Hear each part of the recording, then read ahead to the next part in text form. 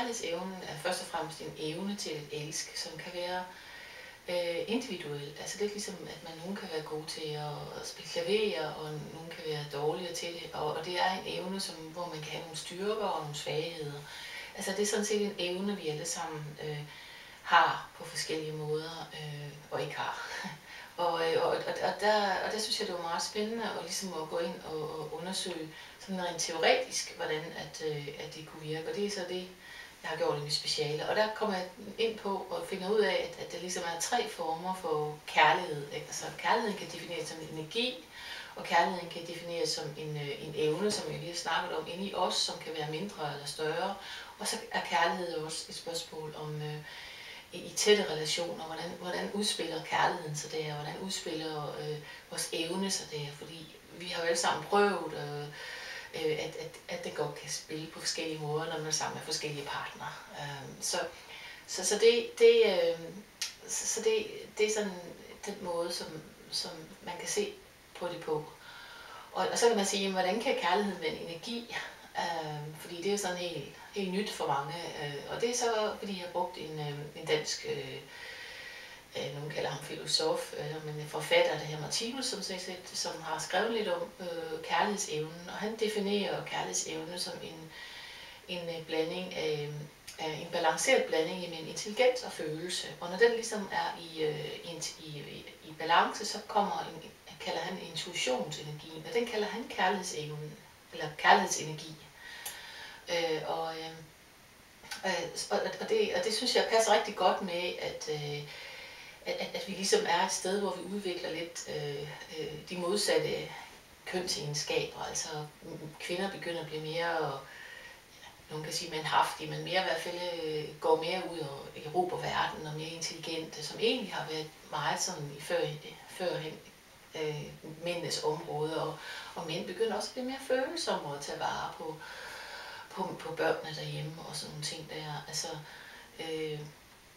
og udefra, altså, så har jeg så sammenlignet det med Jung blandt andet, plus også nogle andre teoretikere, og Jung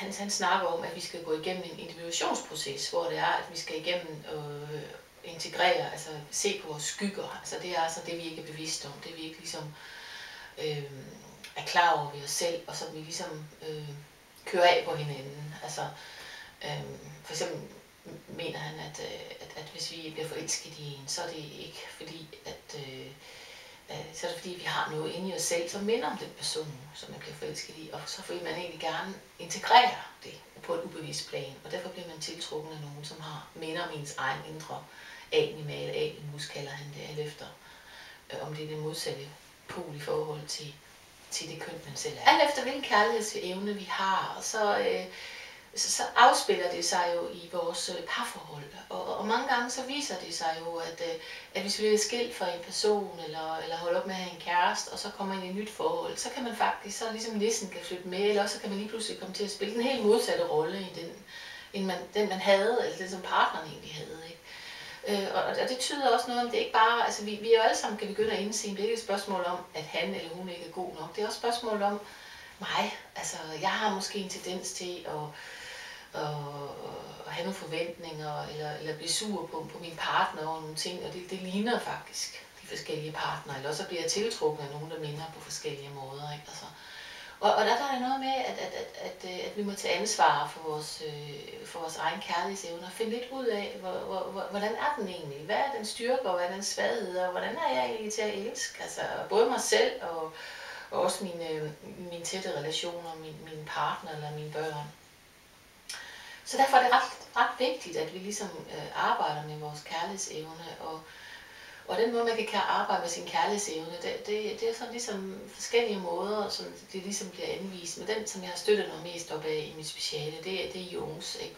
Hvor vi skal gå ind og arbejde med blive mere bevidste om os selv, lære os selv at kende og arbejde med vores skygger. Ikke? Og det er jo så de ting, vi ikke kan lide ved os selv. Altså, så lidt firkantet, så kan man sige, hvad er en skygge? Ikke? Altså, der kan man sådan sige, at dengang at vi var små børn, ikke, så var der noget, vores forældre godt kunne lide ved os, og vi fik en positiv respons på, og så var der noget, som de ikke kunne lide ved os, som vi fik en negativ respons på, for eksempel hvis vi var gale, eller ikke gjorde, hvad der blev sagt, eller var for egoistiske, eller Så ubevidst, så laver vi de der områder der, som vi har fået en negativ respons på, da vi blev født og sådan noget. Dem laver vi til vores skygger.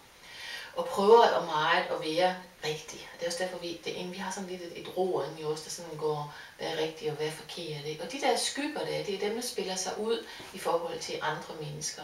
Og vi kan være helt sikre på, hvis vi virkelig tænder på et andet menneske, og synes, at han eller hun er bare for meget, altså, så kan man godt være sikker på, at der er noget her. Altså man siger, jamen altså, når man peger det, jamen, så er det altså de 3, der peger tilbage. Ikke? Altså, dem skal man arbejde med, og dem skal man arbejde med i forhold til ens eget køn og ens modsat køn, eftersom som Jung han beskriver. Altså det, han kalder det individualisationsprocessen.